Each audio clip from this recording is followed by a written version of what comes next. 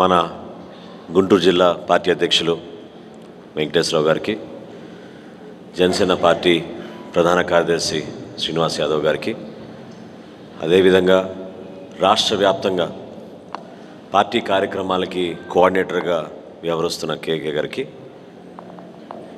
గతంలో ఎప్పుడు లేని విధంగా జనసేన పార్టీ చేనేత విభాగాని కోసం చేనేతకులకి, కార్మికులకి, వాళ్ళ కుటుంబాలకి అండగా నిలబడాలని ఒక ఆలోచనతోటి మన అధ్యక్షులు పవన్ కళ్యాణ్ గారు ఎవరూ ఊహించని విధంగా వాళ్ళ పరిరక్షణే కాకుండా వాళ్ళకి భవిష్యత్తులో ఒక మంచి అవకాశం కల్పించే విధంగా పార్టీలో మన కార్యక్రమాలు చేద్దామని ఆలోచించి ఒక కొత్త విభాగం ఏర్పాటు చేశారు. దానికి అధ్యక్షుడిగా మన చల్లపల్లి శ్రీనివాస్ గారు, అదేవిధంగా మీ అందరికీ పరిచయం కమల్ గారు, పార్టీ కోసం ఒక విధేయుడిగా ఏ కార్యక్రమం అయినా సరే పవన్ కళ్యాణ్ గారి పిలుపు మేరకు తూచా తప్పకుండా పార్టీ కోసం నిలబడిన వ్యక్తుల్లో మనకి కమల్ గారు, విజయశేఖర్ గారు ఇక్కడే మనకి అమరావతిలో ఉద్యమం జరుగుతున్నప్పుడు ఆ రోజు నుంచి కూడా ఈ ప్రాంతంలో ఎన్ని ఒత్తిళ్లున్నా, ఎన్ని సమస్యలున్నా పవన్ కళ్యాణ్ గారి భావాజాలను నమ్మి పార్టీ సిద్ధాంతాలకు కట్టుబడి ఉండి ఆయన కూడా ఈ రోజున ఒక కార్యదర్శిగా రాష్ట్రంలో మన పార్టీ తరఫున మన అధ్యక్షులు వారు నియమించారు. అదేవిధంగా రవికాంత్ తెనాల్లో చాలా చక్కగా పార్టీ నిర్మాణంలో భాగంగా మొదటి రోజు నుంచి కూడా అనేక కార్యక్రమాలు చేసుకుంటూ వస్తున్నారు. ఈ ఉదాహరణలు మీకు ఎందుకు చెప్తున్నానంటే ఈరోజు మన సమావేశం ప్రధానమైన అంశం మండలాధ్యక్షులు. ఇంతకన్నా నేను ఏం గర్వపడాలి చెప్పండి. మన సొంత జిల్లాలో మొట్టమొదటిసారి రాష్ట్రంలో, ఆంధ్రప్రదేశ్లో మొట్టమొదటిసారి గుంటూరు జిల్లాలో జనసేన పార్టీ తరఫున 57 నియోజకవర్గ 57 మండలాల్లో కూడా మనం మండలాధ్యక్షులు నియమించుకునే కార్యక్రమం మనం చేసుకుంటున్నామంటే పార్టీ నిర్మాణంలో చాలా ముఖ్యమైన అంశం ఇది. చాలా ముఖ్యమైన అంశం. ఎందుకంటే రాష్ట్ర వ్యాప్తంగా 9 జిల్లాల్లో మనం జిల్లా అధ్యక్షులు వేశాం. జిల్లా అధ్యక్షులందరినీ కూడా ఫస్ట్ మీటింగ్ ఎప్పుడైతే జరిగిందో అదే రోజు ఈ విషయం వారి దృష్టికి తీసుకొచ్చాం. పవన్ కళ్యాణ్ గారు కానీ నేను కానీ ఒకటే మాట మీద చెప్పాం. అదేంటంటే ప్రతి మండలంలో పార్టీ కోసం ఒక నమ్మకంతో ప్రయాణం చేయడానికి వచ్చే వ్యక్తుల్ని గుర్తించండి. అదేదో కేవలం ఒక ఎలక్షన్ కోసమో, ఒక పదవి కోసమో, లేదా అక్కడ ఏదో హడావుడి చేసి 10 మందిని ఒక గ్రూప్గా తీసుకురావడం కోసం కాదు. ఎవరైతే ప్రయాణం చేయడానికి సిద్ధంగా వస్తారో పార్టీ కోసం, ఎన్ని ఒత్తిళ్ళు వచ్చినా మన నాయకుడిని ముందు తీసుకెళ్లే విధంగా, మన పార్టీని ముందు తీసుకెళ్లే విధంగా నిలబడి రేపటి రోజున పార్టీకి చెడ్డ పేరు రాకుండా కష్టపడి మనస్తత్వం ఉన్న వ్యక్తుల్ని గుర్తించండి. ఇందులో తన మన అనే భావాలు ఎక్కడ పెట్టుకోబాకండి, అటువంటి వ్యక్తుల్ని గుర్తించమని చెప్పడం జరిగింది. నిజంగా నిన్న పల్నాడు ప్రాంతంలో నేను ఎప్పుడైతే నల్గొండ దాటి గుంటూరు జిల్లాలో ఎంటర్ అయ్యామో అప్పటి నుంచి సాయంత్రం 8 వరకు దాదాపు 10 గంటలు ఎక్కడ చూసినా ఒక కొత్త ఉత్సాహం, ఒక ధైర్యం, ఒక పట్టుదల, పార్టీని ఈ విధంగా ముందు తీసుకెళ్తామనే నమ్మకం మన వాళ్ళందరిలో కదిలింది. పల్నాడు ప్రాంతం నుంచి వచ్చిన పేరున ప్రతి ఒక్కరికి మండల తరఫున నేను మీకు ధన్యవాదాలు తెలుపుకుంటాను. ఎందుకంటే బహుశా ఎవరు ఊహించుండరేమో. ఇన్ఫ్యాక్ట్ నేనే సర్ప్రైజ్ అయ్యాను. పేర్లు చెప్పడం మంచిది కాదు కానీ ప్రభుత్వంలో ఉన్న పెద్దలు కొంతమంది నేను రాత్రి నాకు ఫోన్ చేసి చాలా బాగా జరిగినాయి నిన్న పల్నాడు ప్రాంతంలో కార్యక్రమాలని వాళ్ళు చెప్పడం జరిగింది. అంటే గతంలో నా మిత్రులే వాళ్ళు. అయినా కానీ పార్టీలో మనం కార్యక్రమం చేస్తే ఈ విధంగా ఉంటుంది, ఇంత బలంగా జనసేన పార్టీ ప్రజల్లోకి వెళ్ళిపోతుందనే భావన అందరిలో కూడా కలిగింది. ఈరోజు ఈ 57 మండలాలు చక్కగా మీరందరూ కూడా త్వరలోనే, నేను కోరుకునేది ఏంటంటే సంక్రాంతి లోపు మీరు స్థానికంగా ఒక సమావేశం ఏర్పాటు చేసుకోండి. మండలంలోనే మీరు ఏర్పాటు చేసుకోండి. దానికి మళ్ళీ ముఖ్య అతిథులు దానికోసం మీరు ఎదురు చూడబాకండి. ఇమీడియట్గా ముందు మీరు సమావేశం ఏర్పాటు చేసుకుని పెద్దలందరినీ కూడా కలిసి అన్ని కులాలని కలుపుకోవాలి. ఇందులో ముఖ్యమైన అంశం ఏంటంటే మిమ్మల్ని మండలాధ్యక్షులుగా వేసినాక అక్కడ మీ టీంలో ఉన్న వ్యక్తులు ఎవరైతే ఉంటారో, వైస్ ప్రెసిడెంట్లు కానివ్వండి, జనరల్ సెక్రటరీలు కానివ్వండి, కార్యదర్శులు కానివ్వండి, వీళ్ళందరినీ కూడా మన మండలంలో ఎవరు మనకి యాక్టివ్గా పనిచేస్తారు, ఎవరు కష్టపడి పనిచేస్తారు అనే వ్యక్తుల్ని మీరు ఐడెంటిఫై చేసి గుర్తించి వాళ్ళకి ఒక స్థానం కల్పించండి. ఎందుకంటే పార్టీ నిర్మాణంలో ఇందాక కేకే గారు చెప్పారు, ఇప్పుడే మీకు వెంకటేశ్వరరావు గారు చెప్పారు, అందరికీ మనం పదవులు పంచాలనే తపన మీకు ఉంటుంది, మాకు ఉంటుంది. ఈ స్థాయిలో కానీ అది సాధ్యం కాదు. కాబట్టి కొంతమందిని మనం ప్రతినిధులుగా, కొంతమందికి మనకు ఆ గుర్తింపు, కొంతమందికి అవకాశం, ఎవరైతే రేపటి రోజున పార్టీని నిలబెడతారో అనే నమ్మకం మనకు కలుగుతుందో ఆ వ్యక్తుల్ని సహజంగానే మనం గుర్తిస్తాం. అంతేగాని ఒక మండలాధ్యక్షుడు మాత్రం పార్టీకి పునాది. మీరే రేపటి రోజున జనసేన పార్టీ నిలబెడతారు, మీరే నడుపుతారు, అది మీరు మర్చిపోబాకండి. పూర్తి స్థాయిలో మనం అందరం కూడా పవన్ కళ్యాణ్ గారికి ఒక విధేయతతో ఆయన నాయకత్వం కోసం, పార్టీ కోసం మనందరం కూడా పనిచేయాలి. మనకి ఆయనకి ఉన్న కనెక్షన్ని మనం మెయింటైన్ చేసుకోవాలి తప్ప మనకేదో స్థానికంగా కొన్ని సమస్యలు ఉన్నాయి, నలుగురితో మనకి సంబంధం లేదు, లేకపోతే ఒక నాయకుడిని మనం నమ్ముకున్నాం, వేరే వాళ్ళని నమ్ముకోకూడదు, ఇటువంటివన్నీ అసలు కరెక్టే కాదు. మన పార్టీలో మొదటి రోజు నుంచి కూడా మనం ప్రోత్సహించుకుంటూ వచ్చే వ్యక్తులు ఎవరు అంటే పార్టీ కోసం ఒక నమ్మకంతో. ఇప్పుడు ఇదివరకు ఎవరున్నారు చెప్పండి? నిన్న చాలా జెండాలు నిన్న కొన్ని దిమ్మలు కట్టించి నిన్న ప్రారంభించారు నిన్న వెంకటేశ్వర గారు. గతంలో ఎక్కడ ఉండేది ఈ పరిస్థితి చెప్పండి? గ్రామాల్లో మన జనసేన పార్టీ జెండా ఎగరేయాలంటే ప్రత్యేకంగా పల్నాడు ప్రాంతాల్లో, నేను ఎందుకు ఈ మాట అంటున్నానంటే అక్కడ ఉన్న పరిస్థితులను ఆధారం చేసుకుని అక్కడ నాయకత్వం గతంలో ఇతర పార్టీల్లో ఉన్న మొండితనంగా వ్యవహరించిన వ్యక్తులు అయితే ఉండేవాళ్ళు, వాళ్ళకు కూడా తప్పడం లేదు. ఈ రోజున వాళ్ళు కూడా జనసేన పార్టీ ముందుకు వస్తుందని చూసి వాళ్ళు కూడా కొంతవరకు తగ్గాల్సి వస్తుంది. పార్టీ బలమే అది. మనం ఈరోజు మన జెండా మనం ఎగరేసుకుంటాం, మన గ్రామాల్లో మన కార్యక్రమం చేసుకుంటాం అంటే అది మీ వల్లనే. ఎందుకంటే ప్రతి గ్రామానికి పవన్ కళ్యాణ్ గారు రాలేరు. ప్రతి గ్రామానికి జనసేన పార్టీ అక్కడ ఎదగాలి అంటే అది కేవలం మీరే ఆ బాధ్యత తీసుకోవాలి, మీరే బాధ్యత తీసుకోవాలి. భవిష్యత్తులో దయచేసి మీరందరూ కూడా చక్కగా గ్రామ కమిటీలు వేసుకోండి. దీనికి నేను అనుకున్న ప్రణాళిక జనవరి 31వ తారీఖు లోపు మనందరం కూడా మీ మండల స్థాయిలో మీరు గ్రామ అధ్యక్షుల్ని మీరు ముందు ఎంపిక చేయండి. ఏ విధంగా ముందు మండలాధ్యక్షులను చేశామో మీరు కూడా గ్రామ అధ్యక్షుల్ని మీరు ముందుకు రెడీ చేసుకున్న లిస్టు మన ప్రెసిడెంట్ గారితో మాట్లాడి అప్రూవల్ తీసుకుని మీరు ప్రకటించుకోండి. దాని తర్వాత మీరు గ్రామ కమిటీలు ఆ అధ్యక్షులకి మీరు అవకాశం కల్పించవచ్చు. ఈ విషయం మీ దృష్టికి ఎందుకు తీసుకొస్తున్నా అంటే పార్టీ నిర్మాణం అనేది ఒక ప్రణాళికబద్ధంగా జరగాలి. మనం అందరం కష్టపడి అప్పుడు మనం సిద్ధమైనప్పుడు దేనికైనా మనం ఎదుర్కోగలుగుతాం అనే నమ్మకం మీ అందరిలో కలుగుతుంది. ఈ పార్టీ నిర్మాణంతో పాటు మనం చేయాల్సిన 2-3 ముఖ్య అంశాలు ఉన్నాయి. రాబోయే రోజుల్లో మహిళా కమిటీ కూడా వేయబోతున్నాం. మహిళా కమిటీతో పాటు యువతకు అవకాశం కల్పిస్తున్నాం, యూత్ కమిటీ కూడా వేయబోతున్నాం. ఈ రెండు కమిటీలు కూడా మనం అనుసంధానం చేసుకుని జాగ్రత్తగా మన పార్టీ కార్యక్రమాలు మనం లోతుగా ప్రజల్లోకి తీసుకెళ్లే విధంగా మనం సిద్ధమవ్వాలి. ఎందుకంటే వెంకటేశ్వర గారు చెప్పినట్టు చాలా ముఖ్యమైన అంశం, స్థానికంగా ఉన్న అధికారులు మీరు కలవండి. ఈ రోజున మీరు మండలాధ్యక్షులుగా మిమ్మల్ని నియమించారు. జనసేన పార్టీ నుంచి మీరు ఆ మండలానికి మీరు బాధ్యత తీసుకున్నారు. పవన్ కళ్యాణ్ గారి ప్రతినిధిగా మీరు వ్యవహరించాలి అక్కడ, అది మర్చిపోబాకండి. పవన్ కళ్యాణ్ గారి ఆశయాల మేరకు, మన పార్టీ భావజాలం మేరకు మీరు ఆ విధంగా అక్కడ పనిచేయాలి. పేద ప్రజల పక్షాన, స్థానికంగా ఉన్న సమస్యల పక్షాన ఎక్కడైతే అన్యాయం జరుగుతుందో న్యాయం కోసం పోరాటం చేయడానికి సిద్ధం అవ్వండి. ప్రజలు మనం వెంట ఉంటారు. ప్రజలు నమ్మేది కూడా ఎవరినంటే నిజాయితీగా కష్టపడే నాయకత్వాన్ని ప్రజలు నమ్ముతారు. ఏదో ఎలక్షన్ ముందు చాలామంది కాంట్రాక్టర్లు వచ్చి టికెట్లు కొనుక్కొని పోయి పోటీ చేసి మనుషులు ఆ రోజులు పోయినాయి. జనసేన పార్టీలో మాత్రం ఎట్టి పరిస్థితిలో నిజాయితీగా రాజకీయ ప్రక్షాళన కోసం, ఒక మార్పు కోసం పవన్ కళ్యాణ్ గారు ఈ పార్టీని స్థాపించారు. అందులో భాగంగానే మన పార్టీని మనం ముందుకు తీసుకెళ్తాం. అంతేగాని ఎలక్షన్ ముందు హడావిడిగా చేసి కొంతమంది డబ్బులు తీసుకొచ్చి టికెట్లు కొనుక్కొని, మీరు చూశారు ఇతర పార్టీల్లో 20 కోట్లు 30 కోట్లు వేలంలాగా జరిగింది. ఎవరు ఎక్కువ ధర ఇస్తే వాళ్ళకి సీట్లు ఇచ్చే పరిస్థితికి వచ్చింది.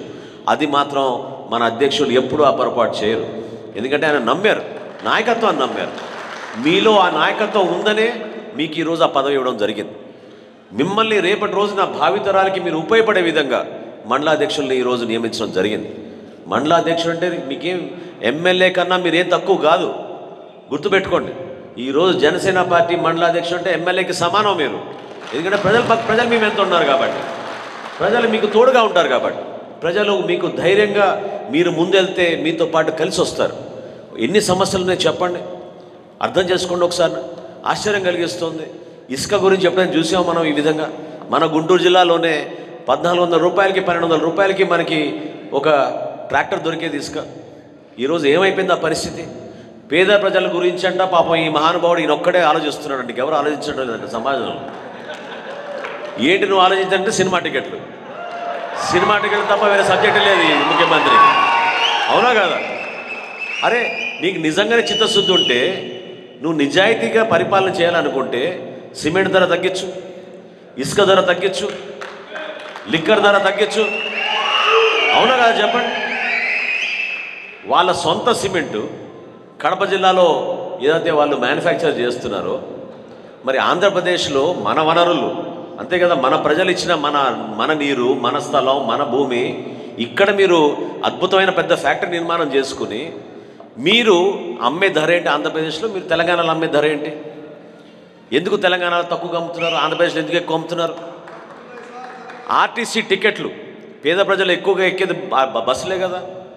మీలాగా అందరూ ఇంట్లోంచే పని చేయలేరు కదా, వర్క్ ఫ్రమ్ హోమ్ ముఖ్యమంత్రి అయినా. అందరూ ప్రజల కోసం పాపం వాళ్ళు కష్టపడి కనీసం పండగ అప్పుడు, దసరా అప్పుడు, దీపావళి అప్పుడు, సంక్రాంతి అప్పుడు ఇతర గ్రామాలకి కర్మగాలి వలసలకు వెళ్ళిపోయి పాపం అక్కడ కూలీ పనిలో లేదా ఉద్యోగాలు చేసుకుంటున్న పాపం మన యువత తిరిగి రావాలనుకున్నప్పుడు వాళ్ళ కుటుంబ సభ్యులతోటి ఆర్టీసీ బస్ ఛార్జీలు ఏమైపోయిందండి? ఎందుకు ఇతర రాష్ట్రాల వాళ్ళు మిమ్మల్ని చాలా అసహ్యంగా, అవహేళనగా, మీకన్నా మంచిగా మేము పరిపాలన చేసుకుంటున్నామని ప్రజలు చెప్పుకునే దుస్థితి ఎందుకు వచ్చింది మన ఆంధ్రప్రదేశ్? చెప్పండి. ఈ రోజున నిన్న నేను లెక్కలు తీస్తే ఆశ్చర్యపోయాను.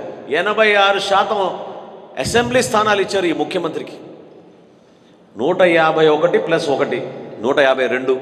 అంటే మన జనసేన ఎమ్మెల్యే కూడా వెళ్ళిపోయాడు కాబట్టి 152 ఎమ్మెల్యేలు 175లో అంటే 86% శాసనసభ్యులు ఒక ముఖ్యమంత్రికి అందజేస్తే రాష్ట్ర ప్రజలు ఇంత దగానా, ఇంత మోసమా, ఇంత మెజారిటీతో మోసం చేసిన ముఖ్యమంత్రి ఈయనొక్కడే. ఎందుకంటే ఎవరు ఊహించలేదు ఈ విధంగా పరిపాలన చేస్తాడు. కాబట్టి సమస్యలు ఖచ్చితంగా ఉన్నాయి, మనం వాటి గురించి తెలుసుకోవాలి. ఎందుకంటే నేను గతంలో మీ అందరూ తెలుసు, తరంగం అనే కార్యక్రమం చేశాం. ప్రతి గడప తొక్కాం, ఇంటింటికి మన జెండా మోసుకెళ్ళి పవన్ కళ్యాణ్ గారి గురించి, మన పార్టీ గురించి మనం కరపత్రం ఇచ్చాం. ఈ రోజున నేను ఇది మీకోసమే తీసుకొచ్చాను. ఈ రోజున నిన్న తెనాలి వెళ్ళినప్పుడు రాత్రి కొంతమంది మన కార్యకర్తలతో నేను మాట్లాడినప్పుడు మొట్టమొదటి అంశం నేను కనుక్కుంది ఈ సంక్షేమ కార్యక్రమాల గురించి ఏం జరుగుతుంది ప్రభుత్వంలో అని. ఏం చేశాడు ఈ ముఖ్యమంత్రి? బహుశా అనుకోవడం 150 రూపాయలు 200 రూపాయలతో ఒక పుస్తకంలాగా తయారు చేసి అద్భుతమైన సేవా కార్యక్రమాలు చేస్తున్నాం, నవరత్నాలు ఎప్పుడు ఊహించని విధంగా నవరత్నాలు చేశాం అని ఆ ఇంటి యాజమాని పేరు మీకు ప్రభుత్వం నుంచి దాదాపు 98,000 అందింది.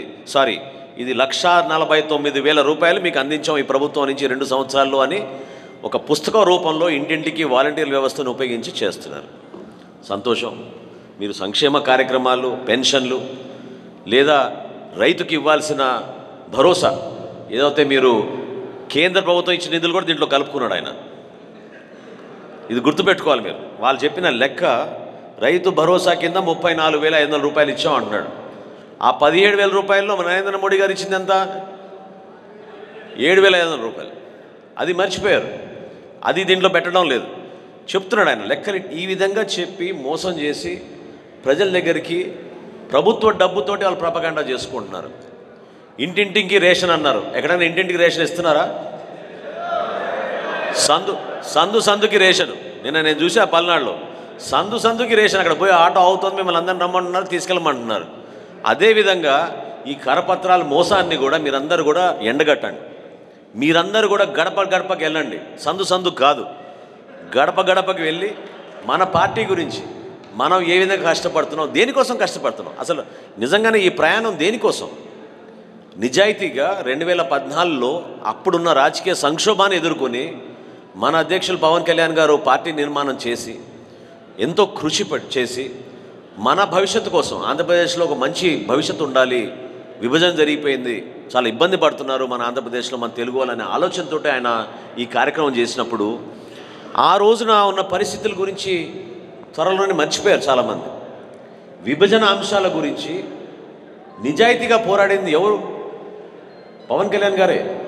మిగతా వాళ్ళందరూ కూడా కాంట్రాక్టర్లు, పెద్ద పెద్ద సంస్థలు ఉన్న వాళ్ళు ఢిల్లీ పోయి ఒక మాట మాట్లాడారు, రాష్ట్రానికి వచ్చి ఒక మాట మాట్లాడారు. కానీ ఆ రోజు నరేంద్ర మోడీ గారితో కూడా ఆయన ఈ అంశం పైన ఇబ్బంది పడి మన రాష్ట్రానికి ఏమాత్రం జరగడం లేదనే ఆలోచనతోటి ప్రజల్లోకి వెళ్ళి నిలబడింది పవన్ కళ్యాణ్ గారు ఒక్కలే. ఇది వాస్తవం. మొన్న 2 వారాల క్రితం మనం స్టీల్ ప్లాంట్ గురించి చేసాం. విశాఖ ఉక్కు ఆంధ్రుల హక్కు అని. ఎంత అద్భుతంగా చేశారు మీరందరూ. ప్రతి గ్రామంలోనూ, ప్రతి మండలంలోనూ, ప్రతి పట్టణంలోనూ చాలా చక్కగా ఆ కార్యక్రమాన్ని ప్రజలకు అర్థమయ్యే విధంగా, రాష్ట్ర ప్రజల మనోభావాలు ఈ విధంగా ఉన్నాయి, దయచేసి అర్థం చేసుకోండి, కేంద్రంలో ఉన్న నాయకులు తెలుసుకోవాలి. ఇదేదో ఒక ప్రెస్ కాన్ఫరెన్స్ పెట్టి ఒకరిపైన ఒకరు విమర్శలు చేసుకుని వెళ్ళిపోయే పరిస్థితి కాదు. జనసేన పార్టీలో ఎప్పుడు కూడా మీరు పవన్ కళ్యాణ్ గారు మాట్లాడే ప్రతి మాట గురించి మీరు తెలుసుకోవాలి. దాని గురించి లోతుగా ఆయన అవగాహన చేసుకున్న తర్వాత ఈ సమస్య పైన మన పరిష్కారం కోసం ఏ విధంగా మనం సూచనలు ఇద్దామని ఆలోచిస్తారు ఆయన. ఏదైనా ఒక సమస్య మనం పవన్ కళ్యాణ్ గారి దృష్టికి తీసుకెళ్ళినప్పుడు మొట్టమొదటిది ఆయన అడిగేది సమాచారం తెప్పించుకున్న తర్వాత దీనికి మనం ఏం పరిష్కారం చేయగలుగుతాం, ఏం సొల్యూషన్ ఇవ్వగలుగుతాం, రేపటి రోజున మన ప్రభుత్వంలో వస్తే మనం ఏం చేయగలుగుతాం అనే అంశం పైన మనం మాట్లాడతాం. అదేవిధంగా మండల స్థాయిలో దయచేసి మీరందరూ కూడా, ఎందుకంటే ప్రతి చోట అసలు ఈ ప్రభుత్వంలో ఉన్న శాసనసభ్యులు ఇంత దుర్మార్గంగా ప్రవర్తిస్తారని ఎప్పుడు ఊహించలేం. ప్రతి ఒక్కళ్ళు 30, 40, 50 కోట్లతో ఇల్లు నిర్మాణం జరిగిపోతుంది. చెరువులన్నీ ఆక్రమించేశారు. లేఅవుట్లు ఎక్కడెక్కడో వేసుకుంటున్నారు. కొండల పక్కన నిన్నైతే ఆశ్చర్యపోయాం, నేను వెంకటేశ్వర గారు వస్తుంటే కొండల్ని కూడా చివరికి ఆక్రమించుకుని అక్కడ కూడా లేఅవుట్లు వేసేసుకుంటున్నారు. ఇటువంటి పరిస్థితి ఎప్పుడు చూడలే మన రాష్ట్రంలో. నిలబడాలి, ఖచ్చితంగా ఆలోచించాలి. మీ మండలానికి మీరు ప్రణాళిక సిద్ధం చేసుకోండి. ఏ విధంగా వెంకటేశ్వరరావు గారు మన గుంటూరు జిల్లా కోసం ఆయన ఒక ప్రణాళిక సిద్ధం చేసుకుంటారు, మీరు కూడా మీ మండలానికి ఒక ప్రణాళిక సిద్ధం చేసుకోండి. దానికోసం మీరు ఈ రాబోయే సంవత్సరం ఇది చేయబోతున్నాం అనే ఒక ఆలోచన మీరు తీసుకురావాలి. నిన్న ప్రకటించాం మనం, ధాన్యం రైతులు చాలా ఇబ్బంది పడిపోయారు. అకాల వర్షం వలన చాలా నష్టం జరిగింది. పట్టించుకున్న నాదుడే లేడు. ఈ రైతు భరోసా కేంద్రాలకు వెళ్తే లంచాలు తీసుకుంటున్నారు. ఈ క్రాప్లో మీది నమోదు కాలేదంటున్నారు. రకరకాల కాయిదాలు అడిగి విసిగిస్తున్నారు రైతుని. పంట నష్టం జరిగింది, మహాప్రభు మా పంటానికి మా చేనుకోచి ఒకసారి వచ్చి పరిశీలించమంటే వెళ్ళిన అధికారులే లేడు ఈరోజు వరకు. కేంద్ర బృందం, నేను ఇవాళ ఉదయం నాకు సమాచారం అందించారు, కేంద్ర బృందం ఈరోజు మా కొలిపర మండలంలో వాళ్ళు పర్యటిస్తున్నారు. 2వ పంట వేసుకున్న తర్వాత పర్యటించి ఏ విధంగా సమాచారం తీసుకుంటారో మరి నాకు తెలియదు. మరి రాష్ట్ర ప్రభుత్వం ఏం చేసింది మన రైతును ఆదుకోవడానికి? లెక్కలు ఎక్కడున్నాయి? ఏ ప్రాంతాలకి ముఖ్యమంత్రి తిరిగారు? ఏ గ్రామానికి ఈ మంత్రులు కానీ శాసనసభ్యులు కానీ తిరిగారు? ఇది మనం ప్రశ్నించాలి. ఎందుకంటే మిర్చి రైతులు గుంటూరు జిల్లాలో 3.5 లక్షల ఎకరాలు నష్టపోయారు. ఎకరానికి 70,000 రూపాయలు ఖర్చు పెట్టారు. కౌలు రైతులు ఊహించని విధంగా ఎన్నో ఇబ్బందులు గురవుతున్నారు. ఎవరు కల్పిస్తారు వీళ్ళకి భరోసా? వీళ్ళ తరఫున ఎవరు నిలబడతారు? ఎవరు మాట్లాడతారు? మాట్లాడడానికి కూడా పరిస్థితులు లేవు అనే ఆలోచన చాలామందికి వచ్చింది ఇన్ని రోజున. ఇప్పుడు మనం ఈరోజు మంగళగిరిలో మన కార్యాలయంలో ఇంత పెద్ద మీటింగ్ మనం జనసేన పార్టీ నుంచి గుంటూరు జిల్లాకి ఏర్పాటు చేసుకున్నాం అంటే మీలో కూడా ఆ నమ్మకం పెరిగింది, మీలో ఆ ధైర్యం పెరిగింది. పార్టీకి భవిష్యత్తు ఉంది, మంచి నాయకత్వం ఉంది, నిలబడగలుగుతాం, ఒక ప్రయాణం చేద్దాం, దీనికోసం మనం ముందుకు వద్దాం అనే ఒక అంకిత భావంతో మీరందరూ వచ్చారు.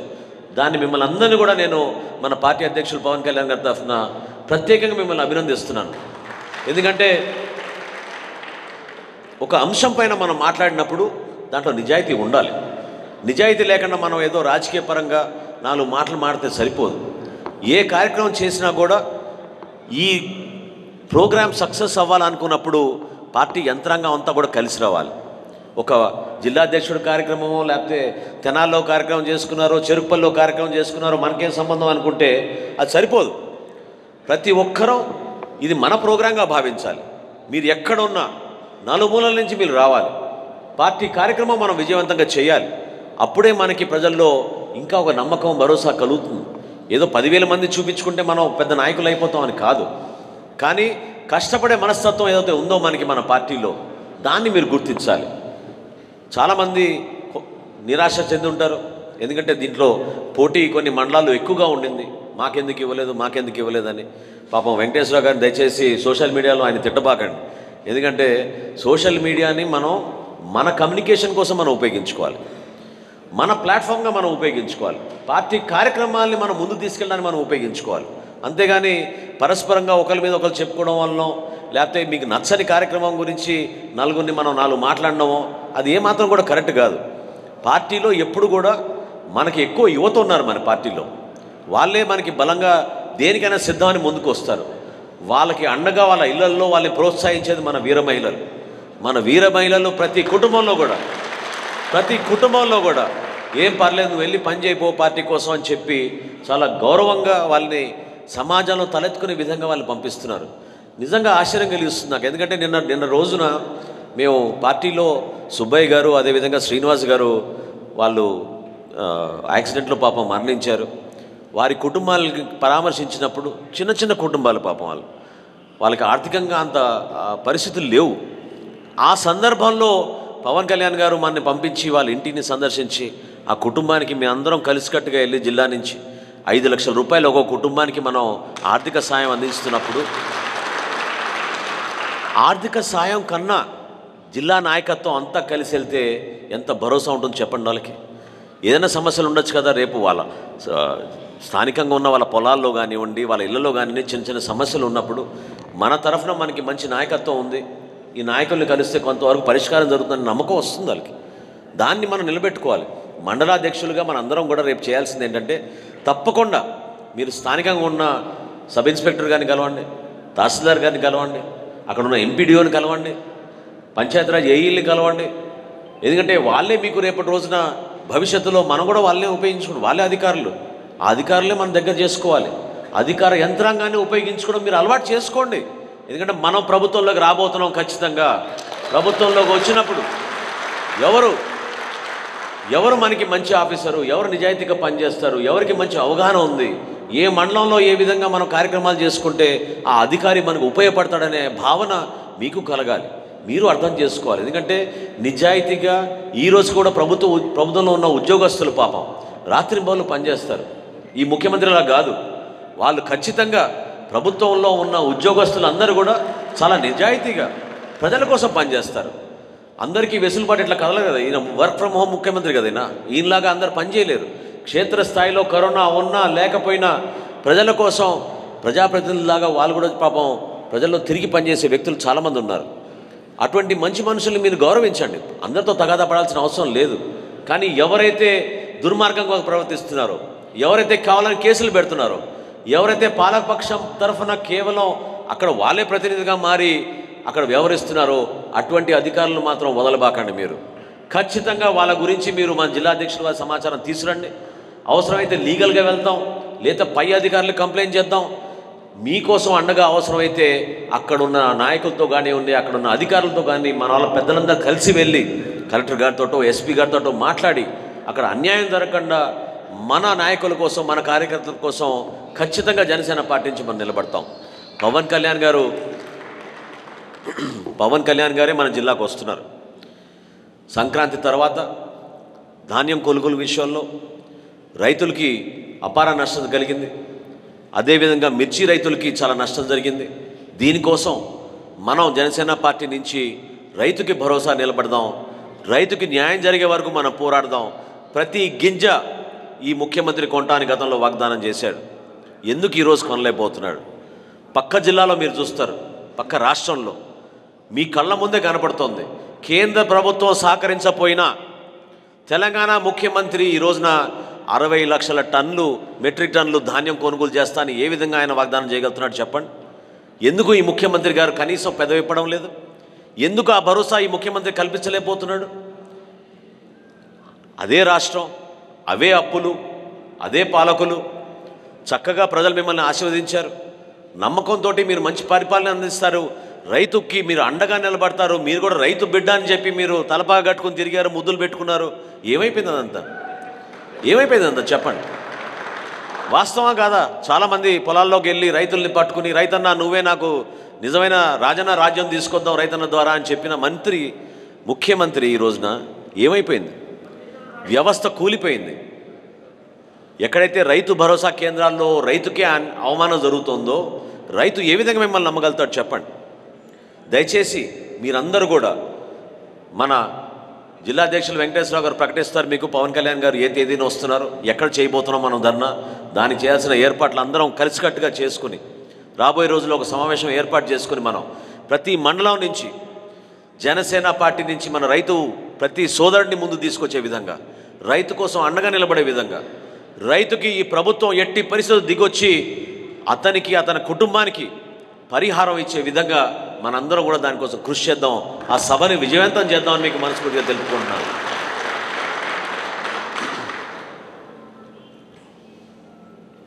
అదేవిధంగా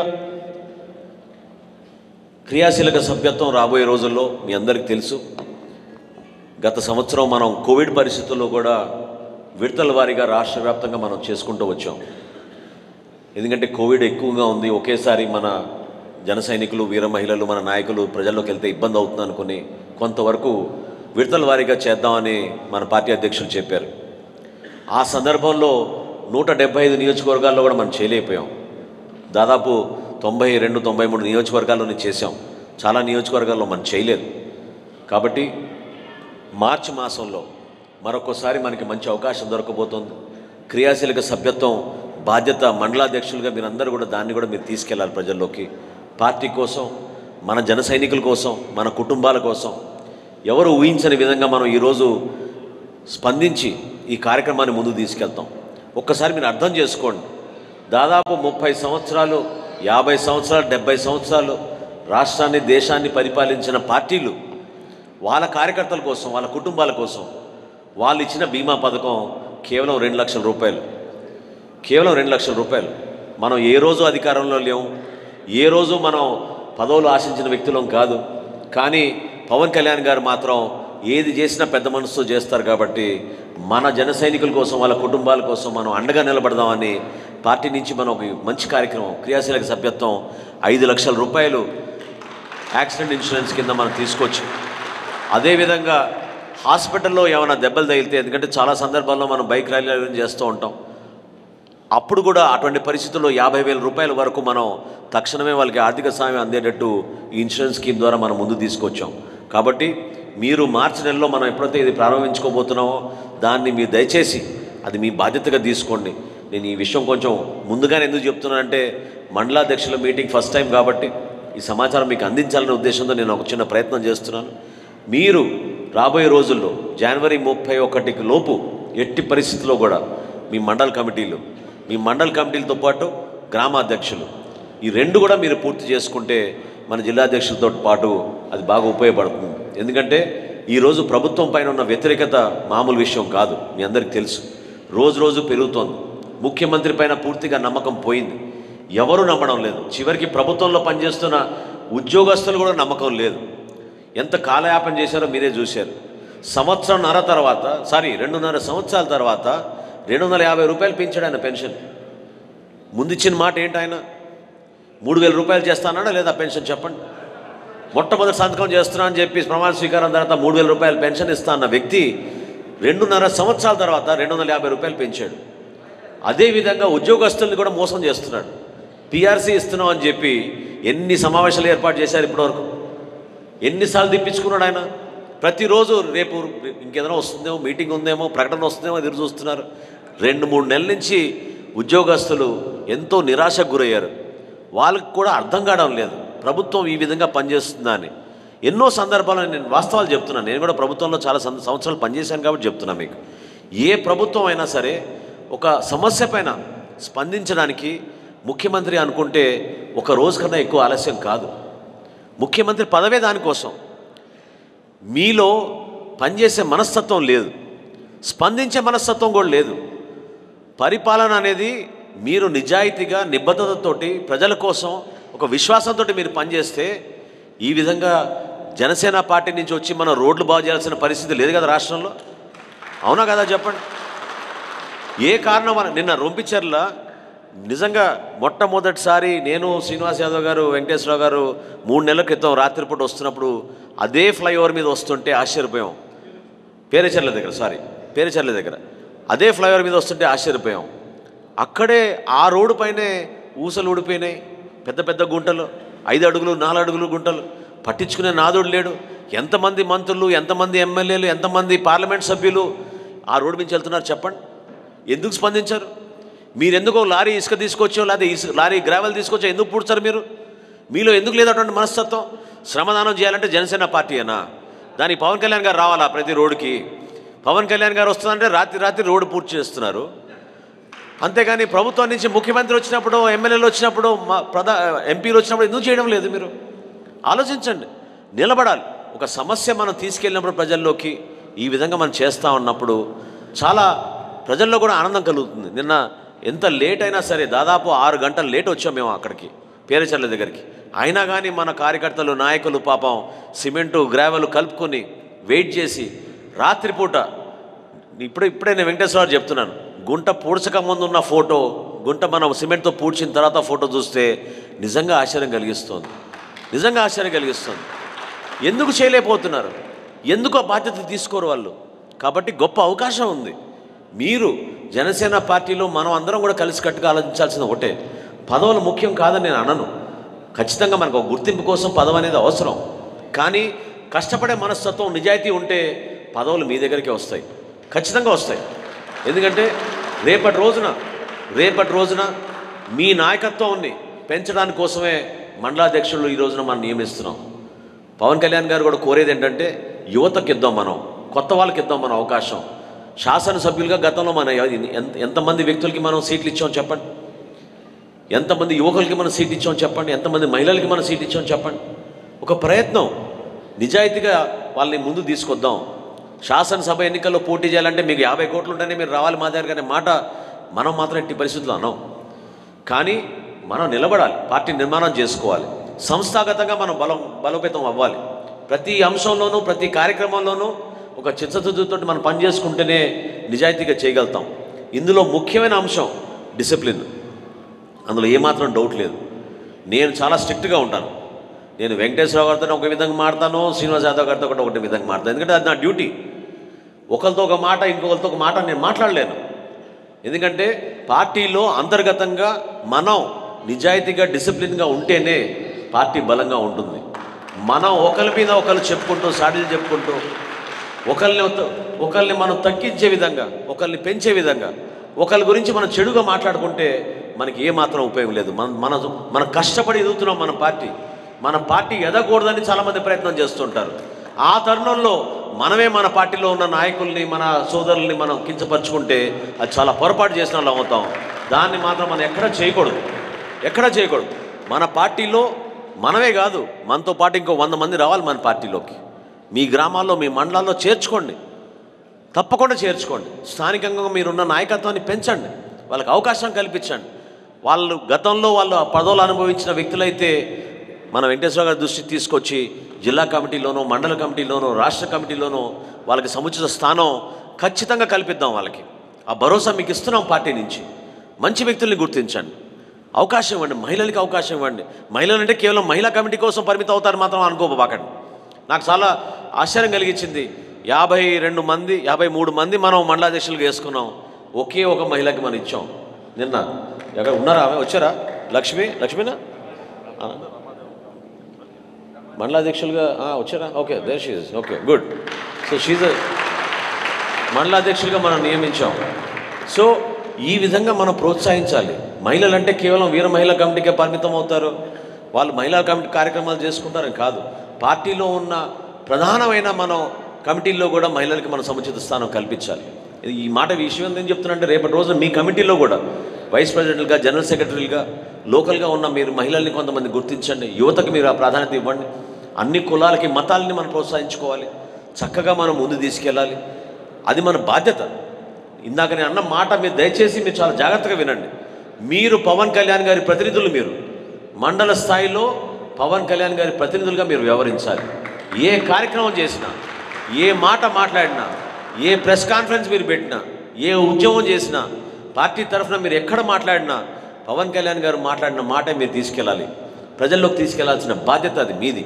ఎందుకంటే మన అధ్యక్షులు పార్టీ పక్షాన ఏ విధంగా మాట్లాడుతున్నారో మీరు గమనించి, ఆ అంశాలు మీరు తెలుసుకొని, ఆ అంశాల గురించే మీరు స్థానికంగా మాట్లాడితే పార్టీలో వేరే గలం ఉండదు, వేరే సమస్యనే ఉండదు. ఒకే మాట మీద మనం కలిసి ఉందాం, దాన్ని మనం ముందు తీసుకెళ్దాం. దీంతోపాటు మిమ్మల్ని అందరినీ కూడా నేను రిక్వెస్ట్ చేసేది ఏంటంటే, బూత్ కమిటీలు ఎప్పుడైతే గ్రామ కమిటీలు పూర్తయితాయో ఒక 2-3 నెలల తర్వాత మన మెంబర్షిప్ కార్యక్రమం పూర్తయిన తర్వాత మనందరం కూడా మనం ఇంకోసారి సమావేశం ఏర్పాటు చేసుకుందాం. అక్కడ స్థానికంగా బూత్ ప్రెసిడెంట్లు ఎవరిని వేద్దాం, బూత్ కమిటీలు ఎవరిని వేసుకుందాం కూడా మనం సిద్ధం అవుదాం. ఎందుకంటే గతంలో చాలా పొరపాట్లు జరిగినాయి. జనసేన పార్టీలో నాయకులు వచ్చారు, నాయకులకి జన సైనికులకి ఏమాత్రం కూడా కనెక్షన్ లేదు. ఎందుకంటే మన జన సైనికులే నమ్మలేదు చాలామంది నాయకుల్ని. తప్పు లేదు, ఎందుకంటే వీళ్ళు ఎప్పటి వరకు ఉంటారో, ఎన్ని రోజులు ఉంటారో, పార్టీ కోసం కష్టపడతారో లేదో, అటువంటి మనస్తత్వం ఉందో లేదో అనే అనుమానాలు పాపం చాలామందికి మన జన సైనికులకు వచ్చింది. అందుకనే ఆ గ్యాప్ ఉండింది. కానీ ఈసారి మాత్రం మనం పార్టీ నిర్మాణం అనేది జాగ్రత్తగా క్షేత్రస్థాయి నుంచి మనం అంచెలంచెలుగా వేసుకుంటూ వెళ్ళినప్పుడు ఎక్కడ కూడా పొరపాటు లేకుండా మంచి నాయకత్వాన్ని మనం పెంచుతాం.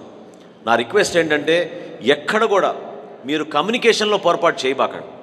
నాకు వెంకటేశ్వరరావు గారితో కూడా నేను పదే పదే చెప్తూ ఉంటాను, మన జిల్లాలో జనసేన పార్టీ బలంగా లేదని ఎవరిని అనుకుంటే వాళ్ళు మూర్ఖులు. జనసేన పార్టీ గుంటూరు జిల్లాలో ఖచ్చితంగా బలంగా ఉంది. అది నిరూపిద్దాం, నిలబెడదాం. జనసేన పార్టీ అంటే కేవలం ఏదో ఉభయ గోదావరి జిల్లాలో ఉంది లేకపోతే ఇంకెక్కడో లేదు అని అన్న ఫీలింగ్ మాత్రం కొంతమందికి ఉంది. అది చాలా పొరపాటు. 100% గుంటూరు జిల్లాలో జనసేన పార్టీ బలంగా ఉంది, మన క్యాడర్ బలంగా ఉంది, మన నాయకత్వం బలంగా ఉంది.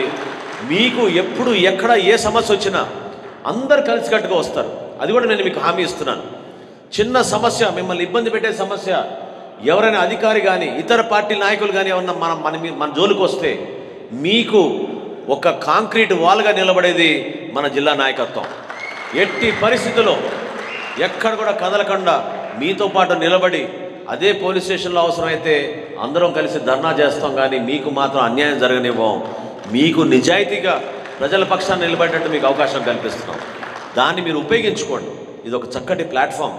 ఈ ప్లాట్ఫామ్ని మీరు ఉపయోగించుకోండి. ఎందుకంటే పోలీసులు కానీ రెవెన్యూ సిబ్బంది కానీ వాళ్ళు కూడా మనకి బాగా దగ్గర. మీకు తెలియపోవచ్చు, కానీ ఒకసారి మీరు పనిచేయడం మొదలు పెడితే మీకు అర్థం అవుతుంది. వాళ్ళు కూడా మిమ్మల్ని పిలిచి చెప్తారు, బాగా పని చేసుకోండి, మీకు మంచి పేరు వస్తుందని చెప్తారు. మీరు నిలబడాలి. మీరు వాళ్ళతో పాటు సమావేశాలు ఏర్పాటు చేసుకోండి, కలవండి. ఓటర్ ఎప్పుడైతే కొత్తగా ఓటర్ నమోదు కార్యక్రమం వస్తుందో వాటి గురించి సమాచారం తెప్పించుకోండి. Voter list తెప్పించుకోండి. మీకు మా జిల్లా అధ్యక్షులు లిస్ట్ పంపిస్తారు. మీకు ఓటర్ లిస్ట్ చూసుకోండి. ఈ కార్యక్రమాలన్నీ కూడా మీరు ఖచ్చితంగా పార్టీ కోసం మీరు సమయం కేటాయించాలి. దానికోసమే మీకు ఈ పదవి ఇచ్చింది.